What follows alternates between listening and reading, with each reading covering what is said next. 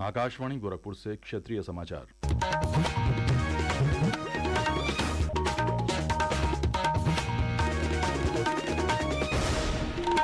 नमस्कार, समाचार बुलेटिन के साथ मैं विकास राय।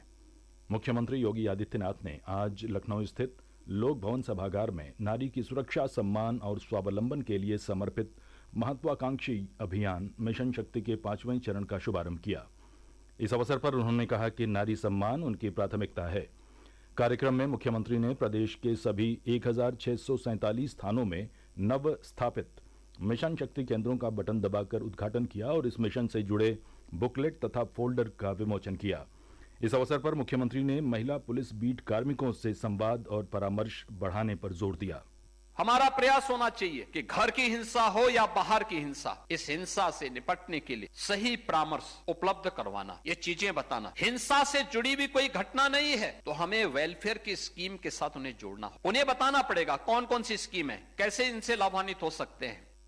मुख्यमंत्री योगी आदित्यनाथ ने आज लखनऊ विश्वविद्यालय में आयोजित चौथे गोमती पुस्तक मेला का उद्घाटन किया। इस अवसर पर अपने संबोधन में मुख्यमंत्री ने पुस्तक मेले को ज्ञान और साहित्य का महाकुंभ बताया। उन्होंने युवाओं से स्मार्टफोन पर अधिक समय बिताने की बजाय प्रतिदिन कम से कम 1 घंटा पुस्तक पढ़ने के लिए प्रेरित किया। इस अवसर पर प्रदेश सरकार के मंत्री Yogendra Upadhyay, National Book Trust के अध्यक्ष प्रोफेसर मिलिंद सुधाकर मराठे सहित कई गणमान्य उपस्थित रहे। गोमती पुस्तक मेला 28 सितंबर तक आयोजित रहेगा। प्रधानमंत्री नरेंद्र मोदी ने आज गुजरात के भावनगर से वाराणसी में फ्रेट विलेज का ऑनलाइन शिलान्यास किया। ये फ्रेट विलेज रामनगर के राल्हुपुर में बनाया जा रहा है। इससे गंगा नदी में जल परिवहन को बढ़ावा मिलेगा। शिलान्यास के अवसर पर प्रदेश के परिवहन मंत्री दयाशंकर सिंह और राज्यसभा सांसद साधना सिंह की उपस्थिति रही। प्रधानमंत्री नरेंद्र मोदी ने इस वर्ष स्वतंत्रता दिवस संबोधन में देश में वस्तु एवं सेवा कर जीएसटी में सुधार की घोषणा की थी ताकि आम जनता पर से आर्थिक बोझ कम हो।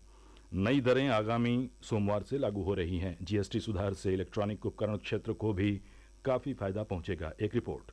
सरकार ने घरेलू इलेक्ट्रॉनिक वस्तुओं पर जीएसटी दरों में कटौती करके इलेक्ट्रॉनिक्स उद्योग को बड़ी राहत दी है। बिजली यंत्रों पर कर की दर 28% से घटाकर 18% कर दी गई है। कंपोस्टिंग मशीनों पर कर की दर 12% से घटाकर 5% कर दी गई है। 2-वे रेडियो प्रणाली पर कर की दर भी 12% से घटाकर 5% कर दी गई है। भारतीय इलेक्ट्रॉनिक्स एवं कंप्यूटर सॉफ्टवेयर निर्यात संवर्धन परिषद के अध्यक्ष संदीप नरूला ने कहा कि कर कटौती के कई फायदे होंगे और देश में घरेलू इलेक्ट्रॉनिक्स की बिक्री में वृद्धि होगी। अगली पीढ़ी के जीएसटी सुधारों के तहत इस युक्तिकरण से इलेक्ट्रॉनिक वस्तुओं की पहुंच और सामर्थ्य में वृद्धि होने और घरेलू उत्पादकों के लिए बाजार का आकार बढ़ने की उम्मीद है। अनुपम मिश्र, आकाशवाणी समाचार, दिल्ली।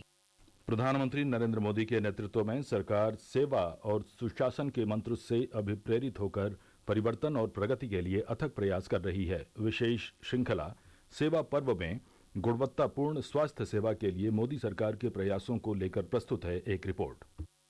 पिछले 11 वर्षों में प्रधानमंत्री नरेंद्र मोदी के गतिशील नेतृत्व में भारत की स्वास्थ्य सेवा प्रणाली में व्यापक परिवर्तन आया है। 2018 में नरेंद्र मोदी सरकार ने आयुष्मान भारत प्रधानमंत्री जन आरोग्य योजना शुरू की, जो दुनिया का सबसे बड़ा स्वास्थ्य बीमा कार्यक्रम रहा। ये योजना प्रति परिवार प्रतिवर्ष 5 लाख रुपए का स्वास्थ्य कवर प्रदान करती है। ये योजना 12 करोड़ से अधिक परिवारों को कवर करती है और लगभग 55 करोड़ व्यक्तियों को लाभान्वित करती है। पिछले वर्ष 29 अक्टूबर को नई दिल्ली में प्रधानमंत्री नरेंद्र मोदी ने आयुष्मान वय वंदना योजना के दायरे में 70 वर्ष से अधिक आयु के सभी बुजुर्गों को शामिल करने के लिए आयुष्मान भारत प्रधानमंत्री जन आरोग्य योजना के विस्तार की घोषणा की।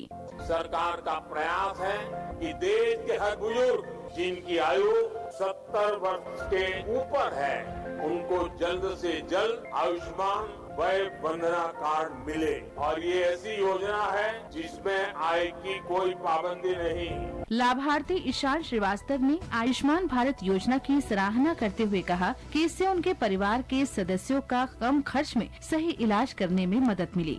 इस कार्ड से हमारा जैसे कि पेसमेकर लगा है तो 83,280 रुपीज का इस कार्ड से पेमेंट हुआ अप्रूवल होकर। कार्ड नहीं होता तो मैं स्थिति नहीं थी कि हम इनका पेसमेकर करवा पाते। ये योजना 70 वर्ष से अधिक आयु आयु वर्ग के लोगों के लिए आसान और सुलभ स्वास्थ्य सेवा सुनिश्चित करती है। आनंद कुमार की रिपोर्ट के साथ समाचार कक्ष से फरहत नाज। प्रधानमंत्री नरेंद्र मोदी के 75वें जन्मदिन के उपलक्ष्य में राष्ट्रीय पुरस्कार विजेता फिल्म चलो जीते हैं देश के लाखों स्कूलों और लगभग 500 सिनेमा घरों में दिखाई जा रही है। ये फिल्म प्रधानमंत्री मोदी के बचपन की एक घटना से प्रेरित है। समाचार समाप्त हुए। नमस्कार।